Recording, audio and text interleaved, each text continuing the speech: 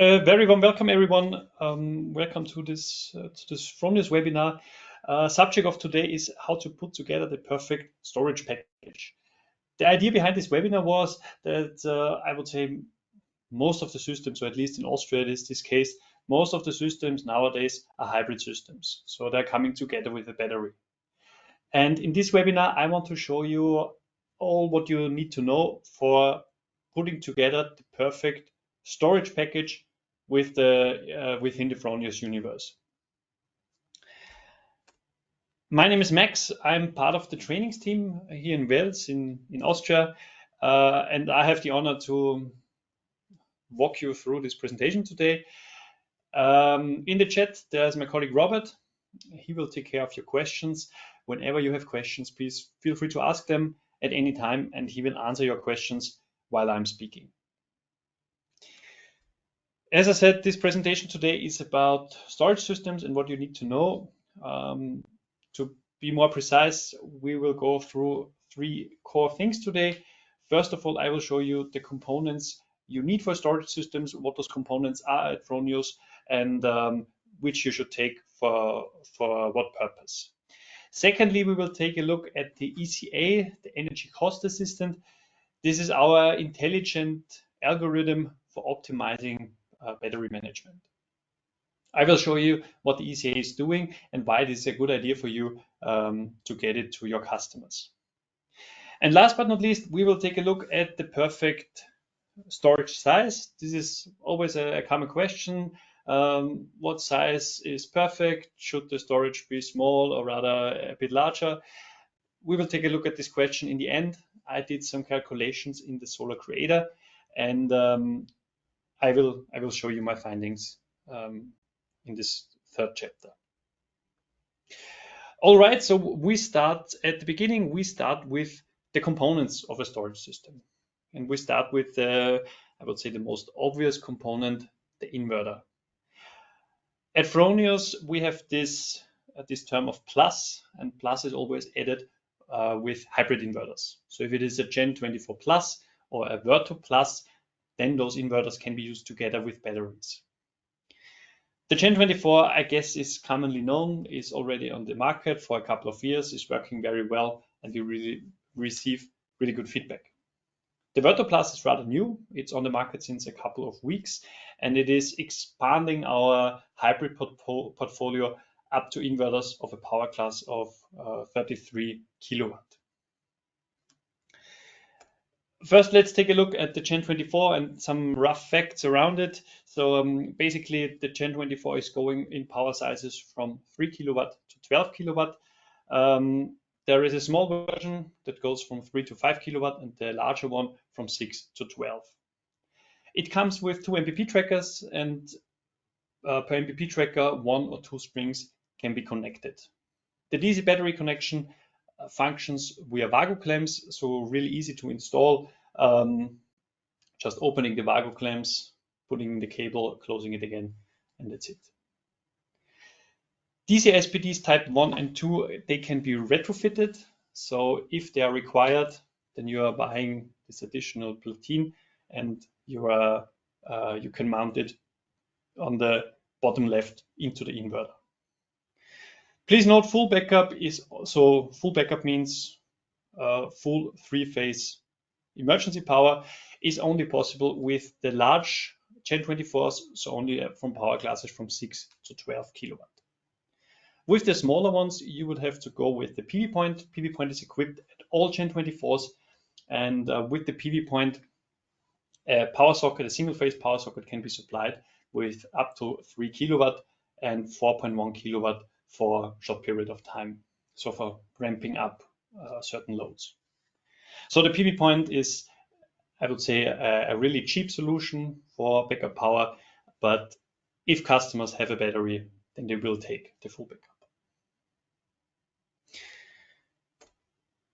The Virtu starts at a power class of 15 kilowatt and goes up to 33. It is a perfect choice for agricultural systems, large single and multi-family homes, or hospitality industry. And yeah, a few stats as well to this product. It comes with 3 MPP trackers, so one more than the Gen 24 has equipped. You can connect up to 2 strings at each MPP tracker, and this is done via MC4 plugs. DC battery connections as well as done with MC4 Evo stores.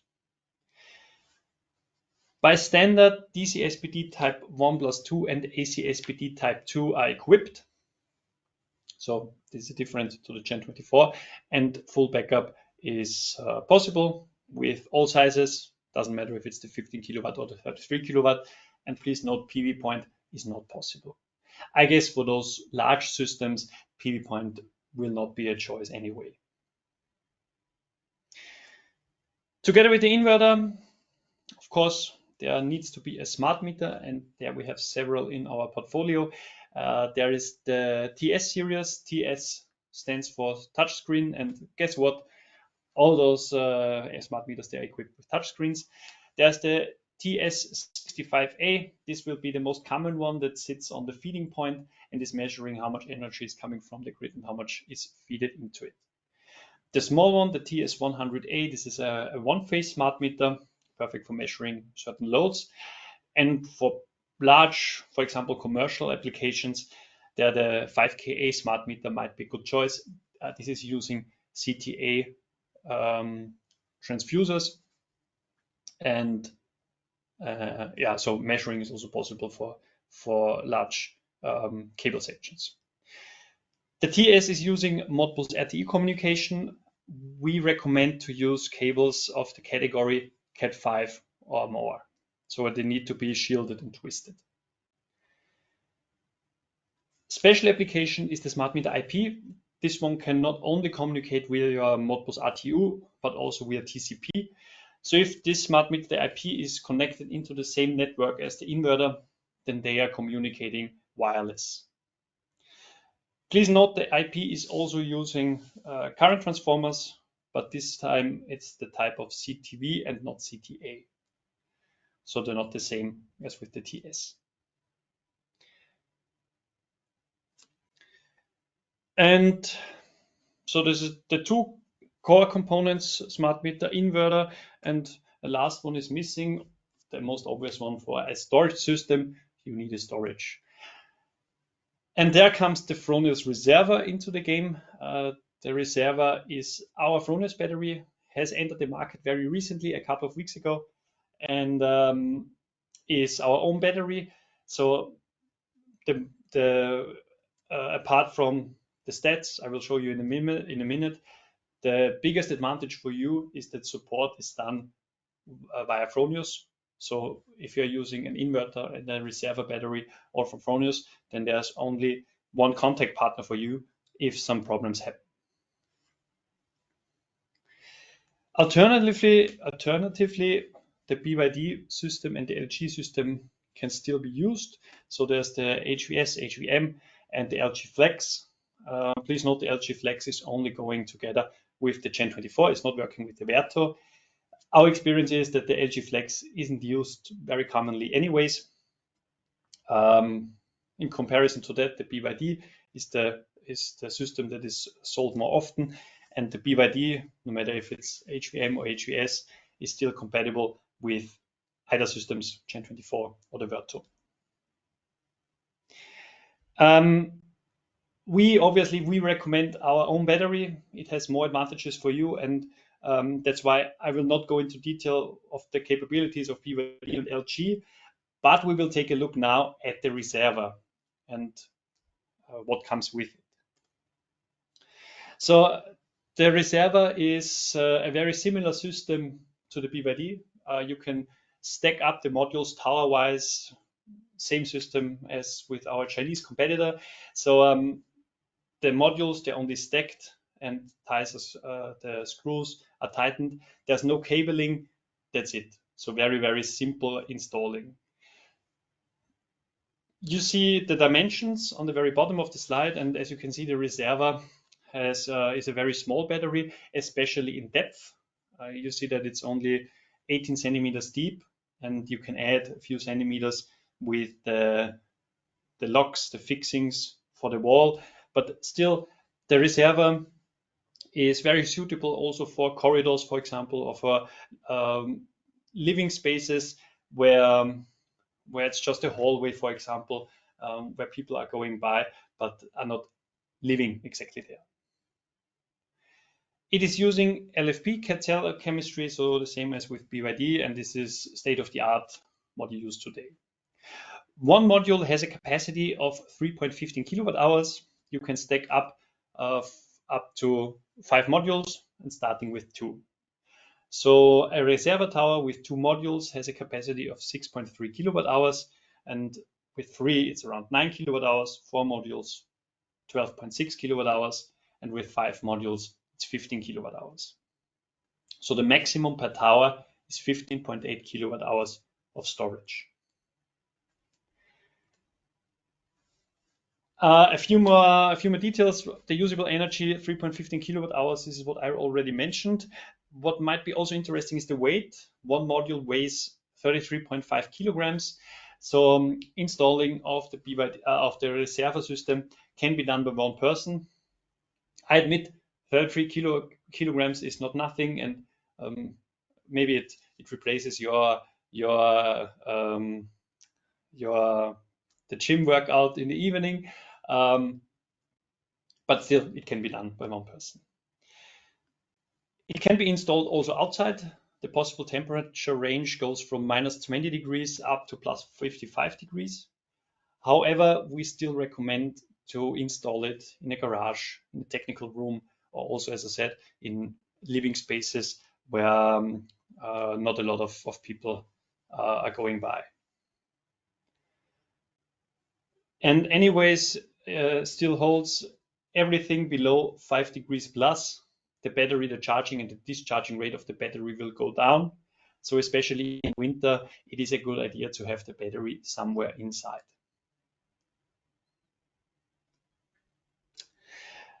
As I said, up to 5 modules can be stacked on each other. So one tower up to 15.8 kilowatt hours capacity. There is possible a parallel connection of up to 4 towers. And if you're doing that, a maximum of 63 kilowatt hours capacity is possible. Please note, no combiner box is necessary. This was necessary with the BYD. With our reservoir, the management units, they're just connected by DC cables, and that's it.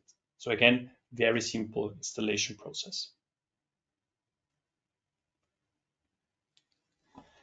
And last but not least, let's take a look at the charging and discharging power. This is an important criteria for many customers, especially if they want to realize backup power. You see here in the 6.3, 9.5, 12.6, and 15.8 kilowatt hours in the various rows. And the columns, they show you on the right for the Gen 24 Plus charging and discharging rates, and for the Virtu Plus on the very right. If you're taking the smallest reservoir, so that has 6.3 kilowatt hours, then a charging and discharging rate of up to 4.5 kilowatt is possible with the Gen 24. With the Virtu Plus, even a little bit more is possible. There it's 6.5 kilowatt. Let's take a look at the last row. So with 15.8 kilowatt hours with 5 modules, a charging and discharging rate of 11 kilowatt is possible with the Gen 24. And even more with the Virtu, there it's 16.3 kilowatt. The reservoir is occupying a nice sweet spot for single family homes, let's say with around 10 kilowatt peak PV generator. And if you're then using the largest tower, then they get 15.8 kilowatt hours of storage and a very, very decent charging and discharging rate with 11.2 kilowatt. And this sweet spot, this is also a weakness of the BYD system. If you're taking HVS and HVM, then around those 10 kilowatt, there's a gap with charging and discharging rate, and there with the reservoir, you're going better. And last but not least, in a hybrid system, you need, and if a full backup option needs to be realized, then you need a backup switch. So you need a separation of household grid and public grid in case of emergency. And since a couple of months, 2 backup solutions are possible with Fronius. The first one is the backup switch. This is the manual one. It can be mounted directly on the DIN rail. And in case of a blackout, of a power outage, then the customer has to go and has to turn this switch.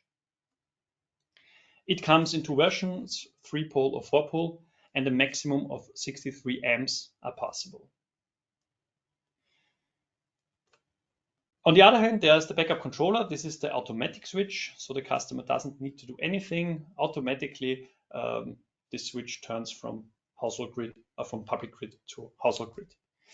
Again, it can be mounted directly on the DIN rail, very compact solution.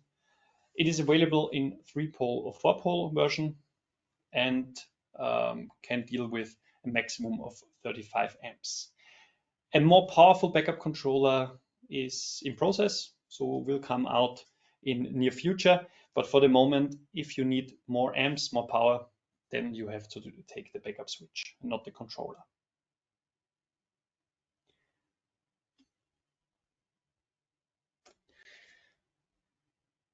This was the first chapter of this webinar. So this was also our components: inverter, smart meter, battery, and backup switch.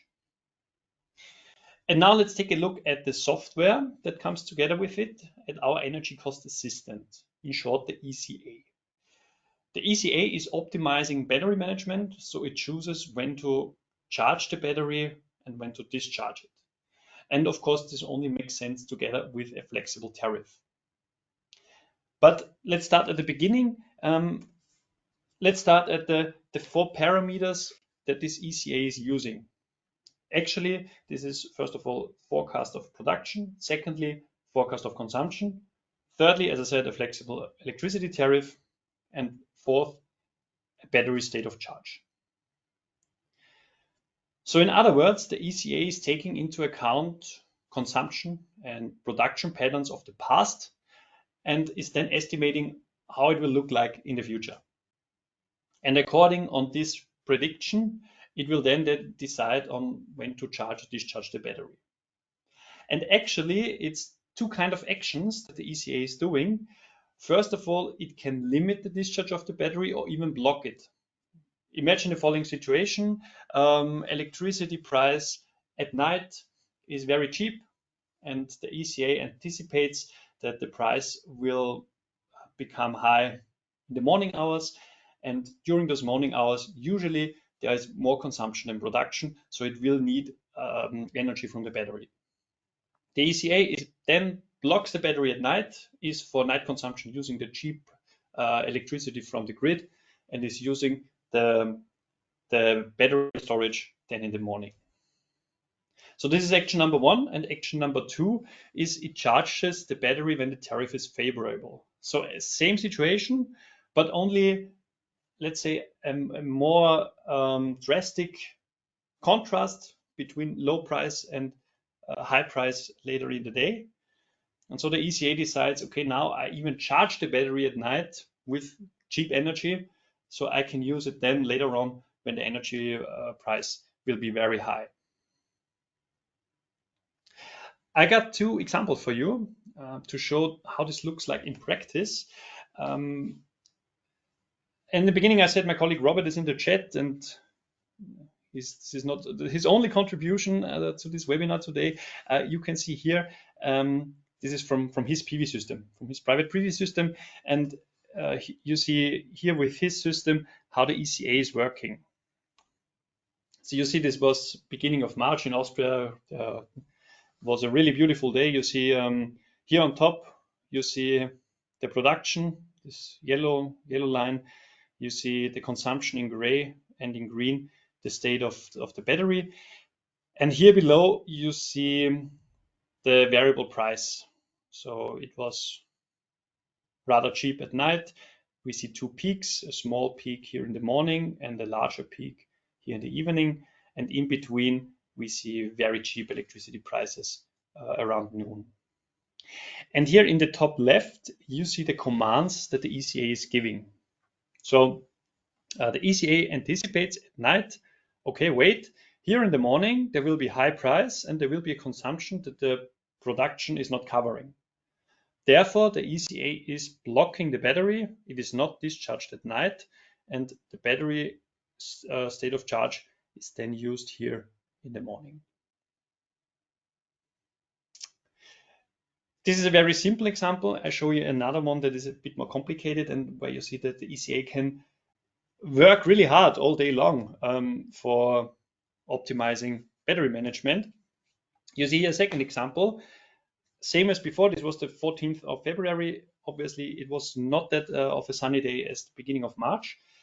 You see here two peaks, more contrast. So rather expensive peak in the morning, rather expensive peak in the evening, and not so low the prices around noon.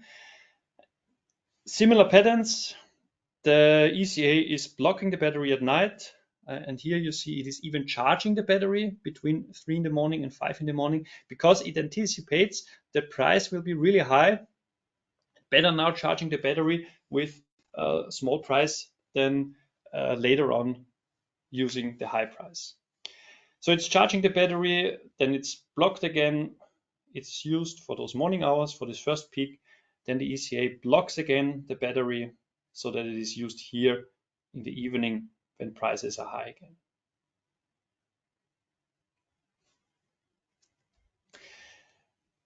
The ECA comes for free together with SolarWeb Premium. As you know, SolarWeb, there are two versions. There's a free version and the premium version. The premium version is obviously not free, but it's a small charge. I know in Austria it costs 24 euros per year. How much it is in your countries, please check.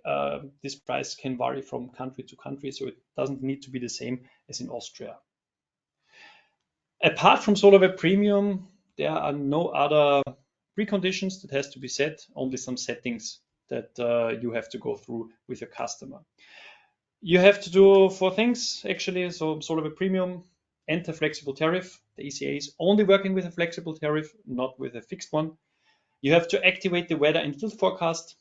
This is done in a minute. And eventually the software has to be updated. For all of that, you find how-to videos on our YouTube channel. You can also scan the QR codes here. You find a how-to video for SolarWeb Premium, for the weather and yield forecast, how to activate that, and also for the ECA in general. So if this is not clear, then feel free to check. I'm pretty sure you will have it in a minute. And last but not least, let's take a look at the perfect storage size. This is always a discussion we have with our installers, and I think the installers also with their customers. What is actually the perfect storage size? I did a couple of calculations in the Solar.creator. This is our planning tool that is freely available on the internet. If you haven't used it yet, please feel free to do so. And you can not only plan your PV systems before you go to the customer, you can also do some interesting calculations, such as the one I did. I did the following. So I took a starting point, a house with an energy consumption per year of 7.5 megawatt hours. And I assumed that a 10 kilowatt peak PV system is running on the roof of this house. And then I calculated various cases in which I added either no battery or a small battery, a larger battery, and then I took a look at the autarky rates. And autarky means this is the percentage of consumption of this house that is covered with PV energy. So in the first case, we see the case without battery. So in this case, only 45% of total consumption of this household is covered by PV energy. If we are adding a small battery, so I took the smallest reservoir with 6.3 kilowatt hours, then autarky goes up quite substantially and is at a value of 68%. So almost 70% of the consumption then is covered by PV energy. If I take an even larger battery with 9.5 kilowatt hours, then autarky goes up to 73%. And if I take an even larger one, it goes up to 75%.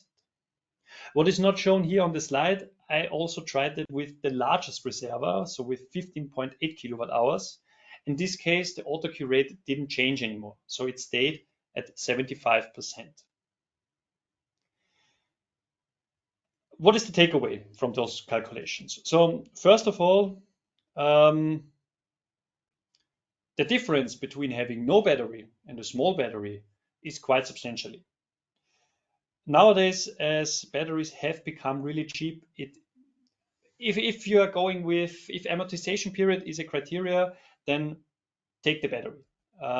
Even a small battery is making a huge impact on autarky. On the other hand, the difference between a small battery and a large battery is rather small.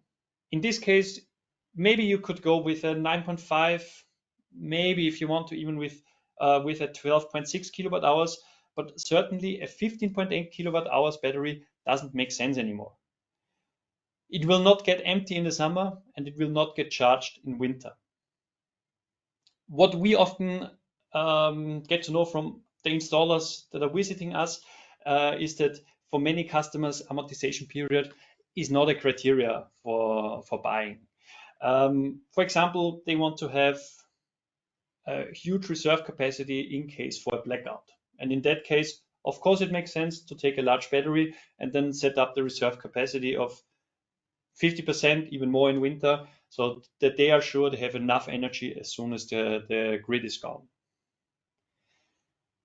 If amortization period is a criteria, then, as I said, stay with this case 9.5 kilowatt hour battery. We have this estimation formula you see here on the bottom. We see a factor of 1.5, maybe 1.2 to 1.5 times the annual electricity consumption equals a value of storage capacity that you can go with. So in this case, we have 7.5 megawatt hours times 1.5, then it is around 10 or 12 kilowatt hours in that category.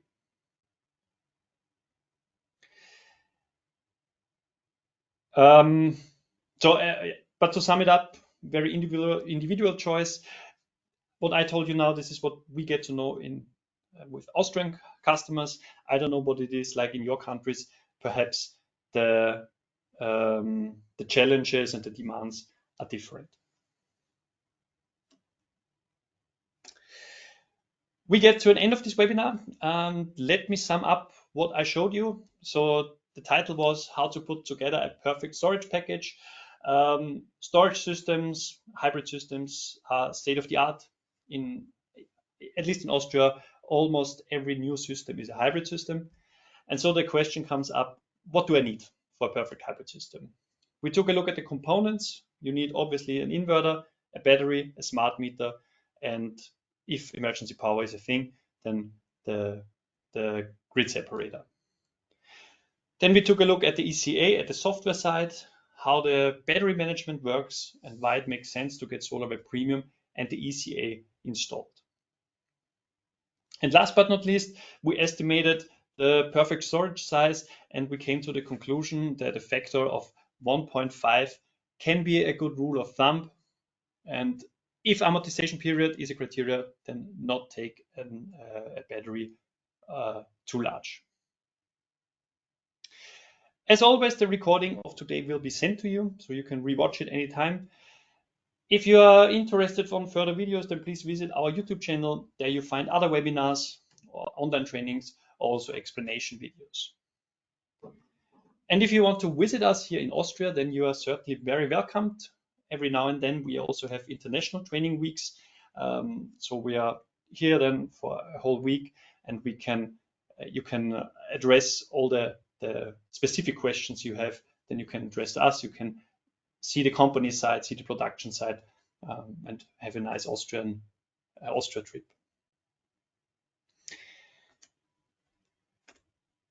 I wish you a lot of success with the Fronius products. Please have a wonderful weekend, enjoy it, and I'm looking forward to seeing you again in the next webinar or next training. And until then, all the best. Bye-bye.